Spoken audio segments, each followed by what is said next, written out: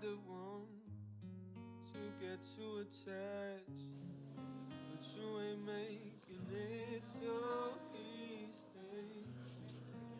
Caught me in the moment my suspect stood still as the Test. moonlight. Hello, everyone. Thank you for joining us today. So we have Andrea. He comes from a very long way from France to join us today. He's working at Zama, and he will have a talk about open source machine learning on encrypted data. And yeah, the floor is yours. Okay, thank you very much, and thanks for having my presentation at this conference. So my talk today will be about an open source product that my company is building called ConcreteML, and it allows data scientists to work to do machine learning on encrypted data. So why would you want to use encrypted data? Well, most important reason is that you want to secure your data. You've heard that there are many data leaks due to hacking, and when this data is exposed, well, it's the privacy of individuals that is compromised. So encryption is one solution to that. If data is encrypted, well, if it leaks, it's not a huge problem because no one can actually read the data without having the keys to decrypt it. The problem with old encryption techniques is that when data is encrypted, you can't really process it unless you decrypt it and then you process it, and then, well, once the data is decrypted, then you have this risk of hacking and data leaks. So my company is building this product based on a technology, a new encryption method that allows data to be processed while it is encrypted. So this encryption approach is called FHE, fully homomorphic encryption, and it allows a machine to process data blindly. What it means that data is encrypted by the user or the client, on the client side with a secret key, and this key is not shared with anyone. The data is then can be sent to a server, to a cloud service provider, who cannot decrypt it, but they can process it. They can apply mathematical operations that will modify the content of the data. Finally, once this data is processed, it becomes, it produces some predictions, for example, machine learning predictions, or some analysis of the original data. But this output is still encrypted with the original key, so no one can read it except the original data owner. So fully homomorphic encryption enables processing data blindly, and it supports different types of operations on this data. And there are some very low-level operations that are implemented in the cryptography, and on top of that, my company builds tools to make this encryption available to anyone for different use cases, one of them being machine learning. So what FHE can implement are basically low-level operations, for example, additions. If we look at addition, so we encrypt two different values, here x and y, and what we do with FHE is that we add these values together, and adding the value in the encrypted domain produces the encrypted sum of the original values. So once this is returned to the user, to the data owner, they can decrypt it with their secret key. So these are called linear operations, additions, and also repeated additions, which is basically multiplications with a clear value, with an unencrypted value. Second of all, we have nonlinear operations, and these are maybe the most interesting ones. So we can compare values between them, we can multiply values, or we can apply arbitrary functions. So here, for example, you encrypt two values, and you can compare them in the encrypted domain, and you get back an encrypted Boolean that tells you whether the first one was less than the second one. More generally, we can actually implement any function on the encrypted inputs. What we get back is the encrypted result of that function on the original inputs. So when should you consider confidential machine learning? Well, when you're working with private or confidential data. Confidential data, well, a company will consider most data that it produces to be confidential. Private data, well, you might think of personally identifiable information, for example, bank records, or maybe even your photo, or a photo of your ID. When you work with in regulated domains, so for example, we have issues with data residency. If you encrypt your data, the requirements for that kind of regulatory aspects might be less because you have taken steps to secure your data. When you care about data privacy, so this might be in the case of somewhat less sensitive information. For example, when you upload your photo to some social app or some application in the cloud. And finally, if the model has sensitive IP, you want to protect this IP by keeping the model in a safe environment and allowing users to query this model without actually sharing this model. So some use cases are, for example, private inference. Now, you can think of a machine learning model that you want to apply to user data. A simple one would be spam filtering. Imagine that maybe everyone now has an email account with Google or something in the cloud, so they trust its cloud provider. But let's say you don't trust them, but you still want to get some application. You would still want to get the functionality of spam filtering. So you could encrypt your email messages that you store locally and send them to a cloud provider that provides simply this service of spam detection. You get back an encrypted response, and that gives you the spam or not spam decision. Private LLM training, this is quite popular. If you have, especially companies that have confidential data, want to modify LLMs to give answers specific to the data in that company. So they want to train on that data without sharing it in its clear form. So they can do this with FHE. They can use a cloud provider to do the fine-tuning of a big LLM on their private data without actually exposing it. Data marketplace. In this use case, well, if you trust that your data stays secure, you might be ready to share it with different application providers. For example, your health data. If you imagine your smartwatch accumulates some data, you would like to have maybe some machine learning prediction on that. You can put it out in the open because you can put this data in the open because it's encrypted and you're the only one who can decrypt it. So in that sense, you have more control of what happens to your personal data. Another application is marketing, where you could maybe just input your shopping preferences instead of having advertisers rely on third-party cookies that track user behavior. Okay, so let's look at more at the technical side. FHE, as I said, implements some very low-level operations in cryptography. So this is addition, and the FHE approach that we use at Zama implements table lookup. So addition, that's simple. Table lookup means indexing a table that you know with an encrypted index. So we can't see the value that is input to this lookup table, and we can't see the result of indexing this table. We just know the table.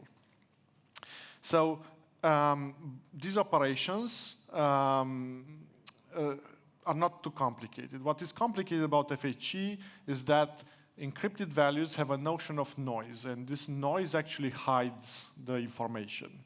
And this noise must be managed.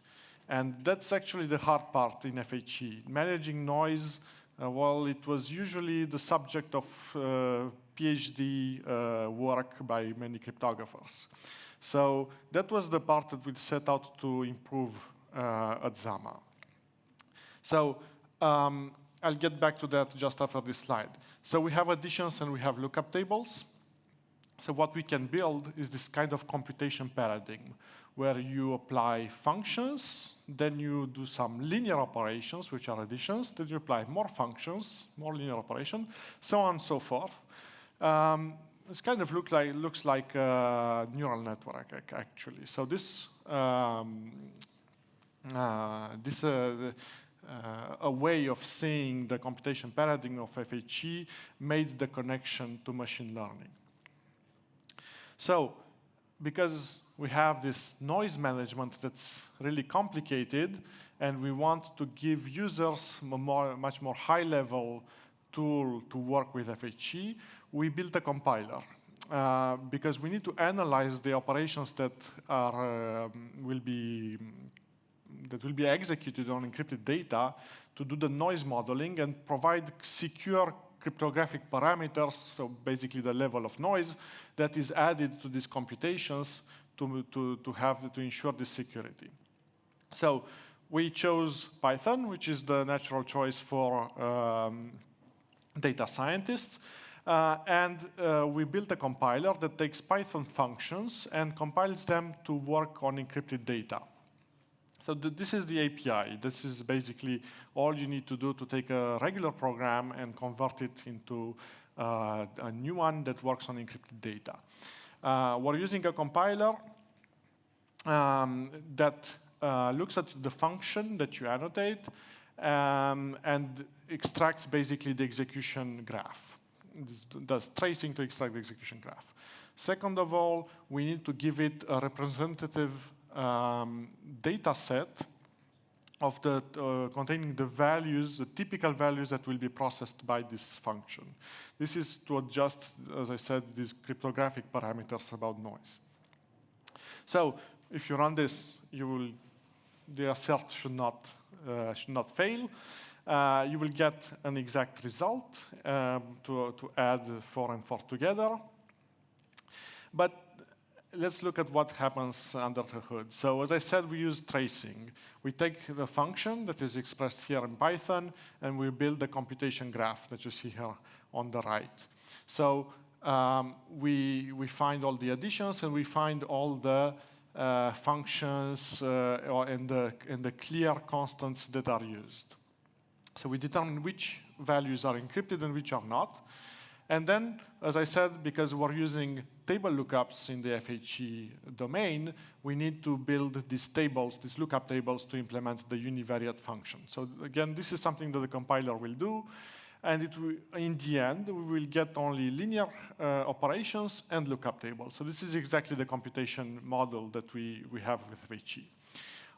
One more thing to add is that FHE at the low level works on integers. So any floating point computation will be translated also automatically to lookup tables. It will work on integers. That's what we were using this, why we're using this data set that is used for calibrating the function. Okay, so functions, that's great, but what we actually want to do is machine learning. So on top of the compiler, we built an even higher level framework called ConcreteML.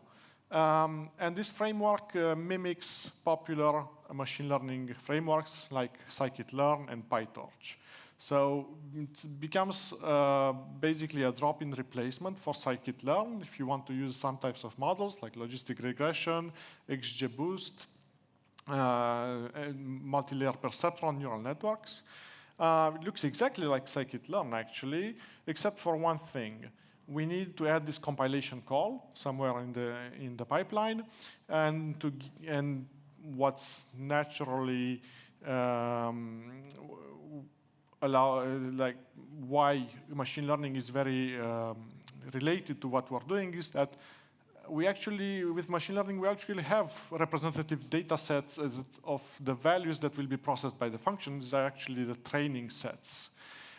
So this is it's very natural to take the training set and tell the model, this is what your data will look like, so you can adjust not only machine learning model parameters, but also the cryptographic parameters based on this representative training set. So now you don't need to know any cryptography, you just do machine learning, you just maybe a few parameters that will give you a better trade-off between accuracy and performance, just as you would normally do in machine learning. So ConcreteML is an open source library for data scientists. You don't need to know cryptography, and you have all these models that are built in, like linear models, tree-based models, neural networks. There's a data frame API, which is still in the early stages and supports joining to data frames. And we also support large language models in a somewhat different setting, in the sense that we will split the computation of the large language models into multiple tasks to have them computed by this distributed network of computation nodes. Because large language models are expensive to execute in terms of computation, and with FHE, and FHE adds computation in complexity compared to clear computation. So the computation becomes quite expensive, so distributing it makes a lot of sense. So let's look at some examples. We can work with custom neural networks. So this is a basic neural network implemented in PyTorch. Well, it looks exactly like what you would use in PyTorch, and you train it exactly like you would do with a regular neural network in PyTorch. And then you call a compilation function, and you give it some representative data. And you will adjust, as I said, we need to work with integers. So for machine learning, we will use quantization to convert from floating point to integers. This is also quite common in machine learning when you optimize models to run on hardware like GPUs. So this is basically the same approach, and this is quite common in the machine learning world. So we have this quantization parameter called n-bits, which that you see here.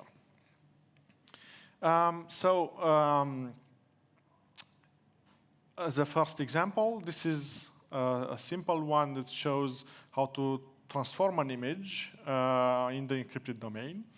Let me see if I can make it run. OK, so what you have here is your image on your client device. You will choose an image. OK, you will choose a type of transformation. Here it's inversion. Let me make this bigger, maybe. OK, so as I said, we need a secret key. We will generate one. We will then encrypt the image. OK, so when you encrypt this image, this is what it looks like. It looks like random noise. And if it doesn't look like random noise, there's a problem. Encryption should make data look like random noise. We'll send this to the server. We'll run the FHE function, which does the inversion. We'll get back the image. OK, and this is what it looks like. This is the resulting image. And now we will decrypt the output. So this is the original on the left. And let's see here. This is the result of applying this simple filter to the image. OK, so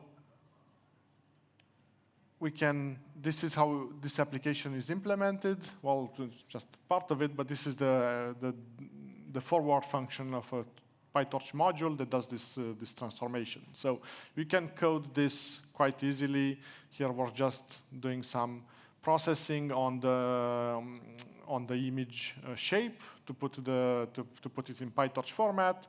We're applying a convolution filter which does the inversion. So doing inversion is quite easy. You just need to subtract the value from the maximum to pixel value.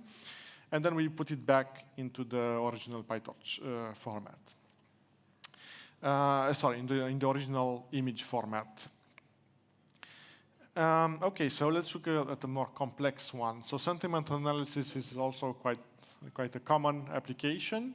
You start with a message, and you want to know whether it contains a positive sentiment or a negative one or a neutral one. So you encrypt it, and you get back an encrypted response. So to do this, this is a bit more complex. So we wanted to tune a machine learning model for this application, especially to gain a good trade-off between the computation time and the accuracy.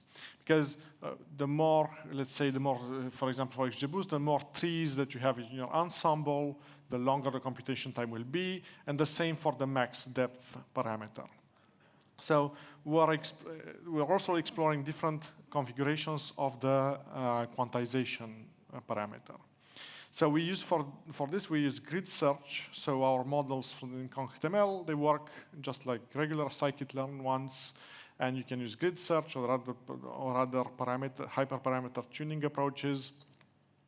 Once you find your best model, you compile that to FHE, and then you can deploy that in your application. So we also have an API to deploy to have a client application and a server application. Okay, another one that is even more complex is DNA ancestry. So DNA is very sensitive data. It basically identifies you uniquely, and well, any kind of medical condition you might have could possibly be determined from this. So we would like to see in the future that most DNA processing companies use the best security. So what happens in this demo is that we determine the ancestry. Is a quite common thing. Here we use a more complex model. So we implemented a research paper for this. A DNA strand has basically 1 million something called SNPs, which indicate some modification to this, some mutations in DNA, in the DNA strand. So we have 500 models that analyze this 1 million sized vector, and the decisions of these models are then aggregated together to give a final prediction. So it looks like this. With my model definition, we have, it's not very, it's a bit blurry, but let me just go over it. We initialize, I think here is 500 logistic regression models that each will work on some segment of the DNA. And in the second stage, there's an XGB classifier for which we tune the hyperparameters that will combine the decisions from the first stage. This code, mainly my point was that it looks exactly like scikit-learn code and was adapted actually from scikit-learn. You don't actually need to do anything more than that, except call the compilation function to which you give representative data, and you will get back an FHE compiled application. Okay, as I said, for LLMs, we need to split the computation task. So LLMs we use up, so need a lot of RAM, use up lots of RAM to perform the computation. The weight matrices are huge. So if you want to use an LLM, the easiest approach is to use a cloud-based one. You don't want to handle all the infrastructure of running an LLM on your phone or on your desktop machine. So when you're sending your data, well, you want security, so you can use FHE. But in this case, we need to split the computation tasks. So you'll be sending computation tasks to different worker nodes that will process it encrypted. So this is an answer that we got from a Llama model, I think, about what is FHE. Okay, and another application to conclude this talk, fine-tuning. So this is another popular one for generating realistic portraits. To generate realistic portraits, what happens here is that we have a big LLM model that we want to fine-tune based on your photos. So you can do that with FHE, and not only are the original images encrypted, but also the fine-tuned model, or the parts of the model that were fine-tuned are encrypted, and only you can have access to it. So once you do that, you can generate new images completely securely, and no one will access either the original image, the fine-tuned weights, or the final or the generated images that you requested. So it's much more easier if you were to run this on your desktop machine. You basically need a big GPU and to set up all kinds of infrastructure, do some coding, well, complicated stuff that developers love, but users generally don't. So it's much easier to do this in the cloud, and with FHE you can get data security that is based on cryptography, which we think is the best approach to securing your data. Okay. Just before I finish, all of our code is open source. So ConcreteML and also the full cryptographic stack is open source. In cryptography, well, if you're not open source, there are doubts that you have implemented good cryptography, and people need to check your implementation, to audit it and make sure that not only the math behind the cryptography are good, but also that the implementation is good. So it's vital that this kind of code is open source. And if you ever want to get started with ConcreteML or the other cryptography libraries that we have a pretty big community and forums and different methods for you to get support. Okay, thank you very much.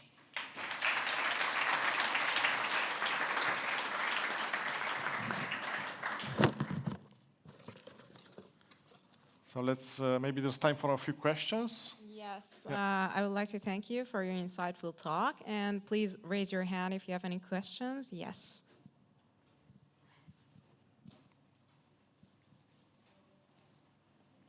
How much overhead does this compilation and processing do? Suppose that we did with and without the compile process. What's the overhead of doing this? So the overhead when you're computing on encrypted data, well, first of all, it depends on the type of computation you're doing. If you're doing only certain types of computations, let's say if you're in the best case scenario, the computation overhead is maybe 1,000 to 10,000 times. So if you think about machine learning models, well, in the clear, many of them in inference, they run in milliseconds. So if you have use cases for which basically the latency on about a few seconds is acceptable, well, you can very easily deploy FHE. For very big models like LLMs, you will also have this kind of slowdown for something that was already quite slow. So that's why we set out to use distributed computing for that. So fine-tuning a big LLM model should be in the order of days, which is not that different from what you would see using a desktop machine, for example.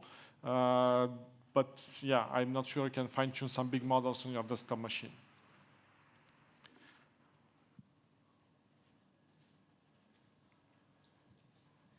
Hi, thanks for the great talk.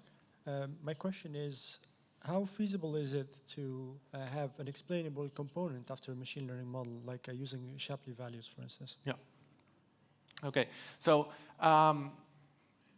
encrypted data is basically just your regular data, but in a domain, let's say, where you cannot read it unless you have the secret key. But the data stays, it does not change. The values that you work with do not change.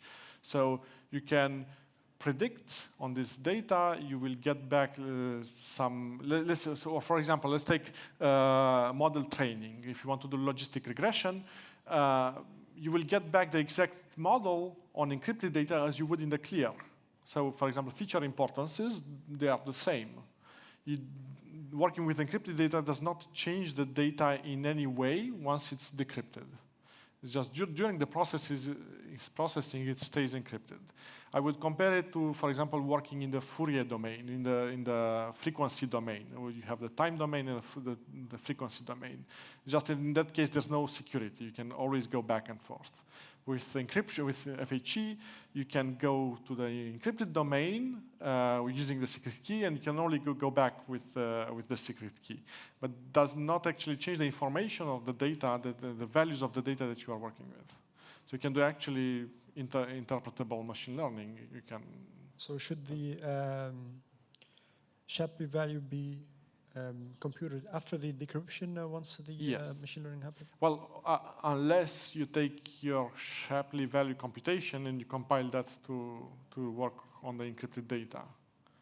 I'm not sure, but I don't remember the exact computation, but if you can take a function and compile it, then it will work on encrypted data, so you can return not only model predictions, but also Shapley values.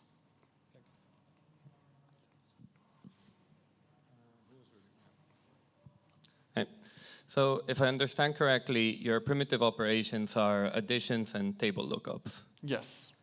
But then what happens when you have multiple operations that you have to do a bunch of table lookups and you have, I don't know, int 64. So you have a 64-bit integer, Yeah. and then each table has to be of size 2 to the 64. Yes, so you're right. There is a limit to the precision of the values that can be processed, and when you go above a certain precision, there are some encodings that need to be used, and we have this all in the library, so you don't have to worry about it. But you can apply lookup tables. I would say up to 16 bits. That's already implemented. There are ways to scale this to maybe 32 bits before the tables get too huge. I'm not sure 32 bits is practical. But for 16 bits, that's fine. And between 16 and 32, I can't really tell right away. I have to check that. But because what you would do is you split your integer, we call this a radix encoding, you split the bits into blocks. And then there's some complicated stuff going on that allows you to apply the lookup table without actually looking up with a big integer. You're looking up with the blocks.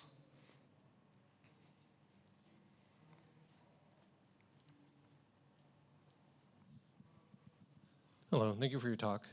I was curious, it seems like you have a scikit-learn kind of equivalent, and because you're doing this kind of transformation where there's you mentioned an introduction of noise, or there's a limited precision.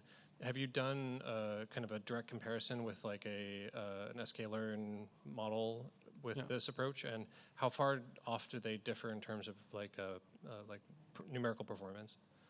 So, with respect to accuracy, when you're quantizing a model, let's start with the easy answer. For neural networks, when you quantize with 8 bits, you're basically fine. This is established because there were works on quantization neural networks for hardware, and this has been going on for years. So the accepted value is that 8 bits for quantization of neural networks, that's fine. When you use different models, linear models and trees, decision trees. Decision trees are actually quite easy to quantize because you have these thresholds. And also because the operations that are done are sort of optimized in FHE, so we can go above 8 bits quite easily. Now, linear models are maybe the most problematic because of the dynamic ranges of what the linear models are processing. So if you have, let's say, distributions of your data in different features have widely varying distributions. That's a bad case for FHE, and you will need to pre-process your data to have a nice distribution so that the quantization with maybe 8 or 12 bits is enough. But this is, you're right, for linear models it's a bit tricky, and you have to do some pre-processing to make it work well with the quantization. It doesn't work just like that for any kind of distribution.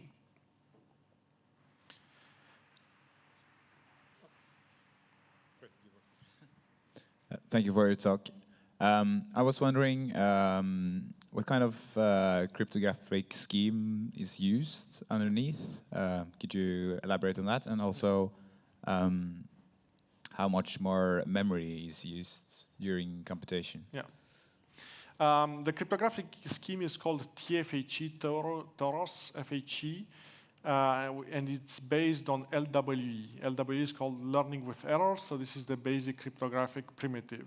Learning with errors means that your ciphertext contains your message and also what we call a mask, which is some random noise. And you actually need a lot of noise to have security. So the size of the ciphertext compared to the clear text can be quite big, can be up to 1,000 times bigger.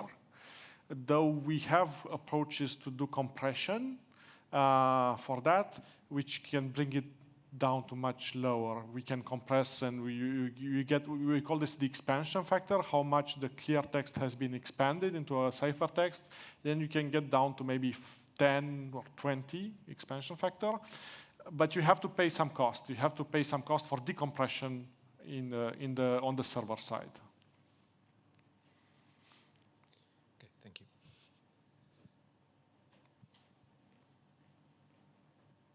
Once again, I would like to appreciate Andrei Stoian for his talk, and for appreciation, we have a gift from PyData for you. Thank you very much. I'll help you.